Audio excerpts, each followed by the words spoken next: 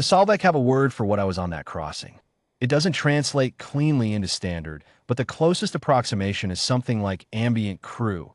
Personnel whose presence is noted, whose comfort is considered, and whose function is essentially decorative. You are there. You are fed. You do not touch anything. I've been flying cargo runs for 11 years by the time I pulled the Cassivar load contract.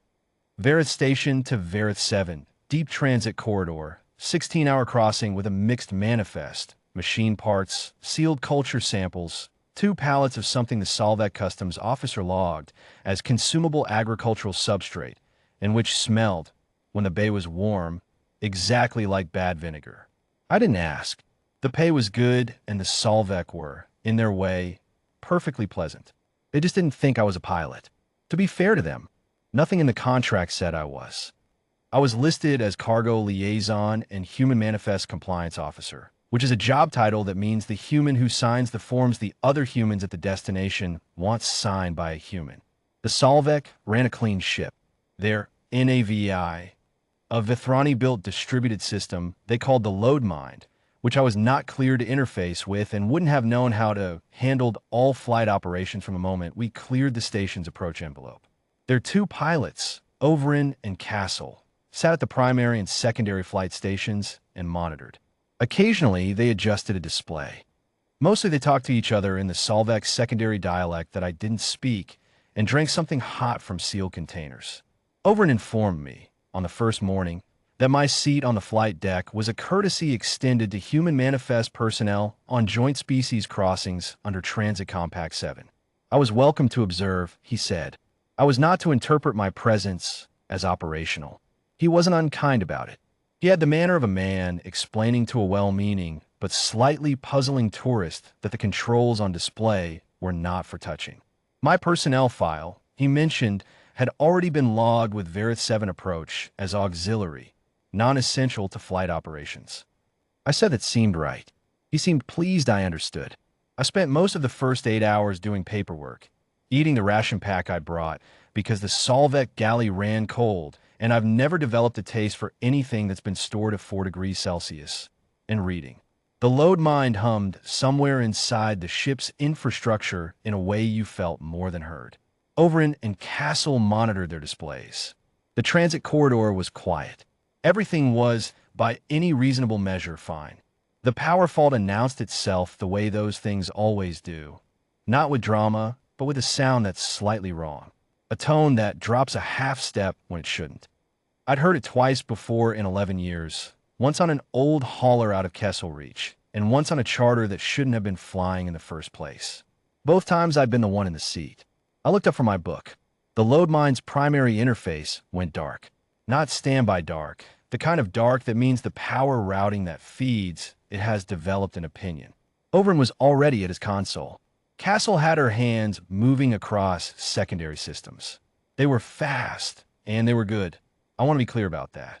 The Solvek are not fools, and they're not careless. They just had a ship that was designed, top to bottom, around the assumption that the load mind would always be running, and they were discovering, in real time, what happens to that assumption when it isn't.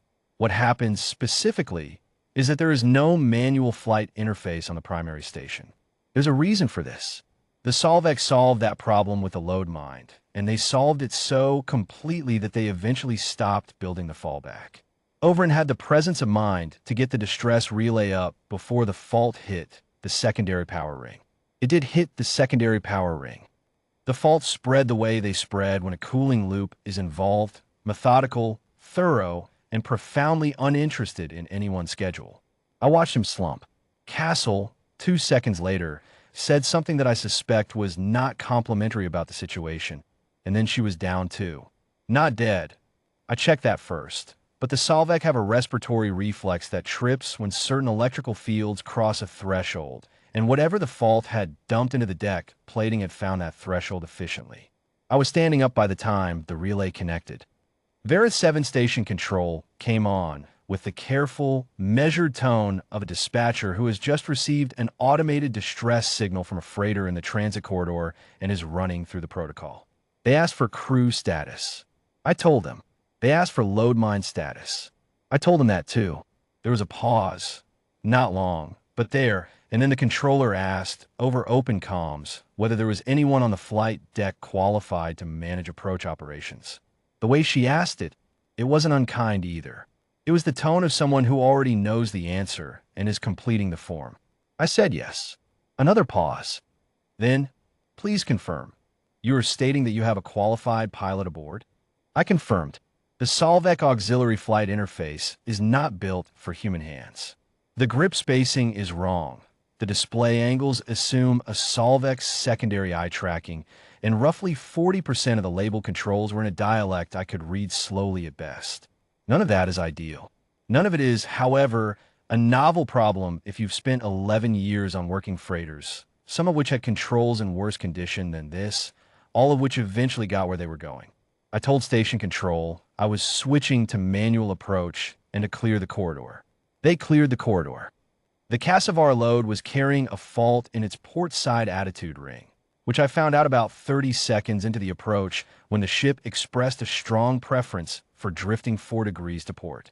I corrected for it the way you correct for it, not by fighting it, because you don't fight a loaded freighter, you negotiate with it. And we had a conversation for about 40 minutes, the ship and I, working out what it was willing to do.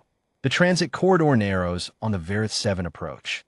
There's a station arm on the port side that sticks out further than the chart suggests, because the chart were last updated before the Solvek added an auxiliary docking ring in a place that required some optimism about clearances. 17 centimeters on the port side approach, the incident report would say later. I would say I had it. Station control talked to me throughout, and to their credit, they were useful, traffic, updated approach data, confirmation on the docking arm extension. They did not talk me through the flying. I didn't need them to. I needed the numbers, and they gave me the numbers, and the rest of it was the same thing it's always been. You read what the ship is telling you, and you go where you're going. We docked at Verith 7 at 0340 station time, 14 minutes behind the original schedule. Overend and Castle were conscious by the time the docking clamps engaged. Whatever the field had done tripped out when the power fault cleared on final approach. Overend looked at his primary display, then at me, then at the docking readout for a while before he said anything. He asked if there had been difficulty. I said there'd been a port side drift I'd had to account for. He looked at the 17-centimeter clearance figure on his screen. He looked at it for a while. The Verith 7 incident board convened 3 days later. It was routine. Any power fault on a joint species vessel in the transit corridor triggers a review. I gave my account. They reviewed the flight deck logs. The load mine's backup memory had captured everything from the moment the fault cleared, which was early enough in the approach that it had a full record. They had a form for flight personnel classifications.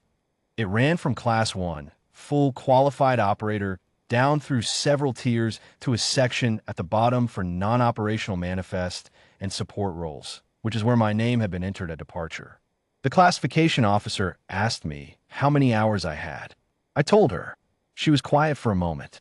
Then she said she was going to need to flag the file for review because the existing classification structure didn't have a tier that covered what the flight deck log showed an auxiliary non-essential manifest officer doing during an approach under those conditions. I said I understood. I asked if there was anything else they needed from me. There wasn't. They revised my classification eventually. I didn't ask what they changed it to. The next contract I pulled from the Verith routing board, the Solvek dispatcher had flagged the file herself. There was a note attached in Solvek formal script that someone had translated into standard for me at the bottom. It said, Flight deck, operational. Essential. I thought that was probably close enough.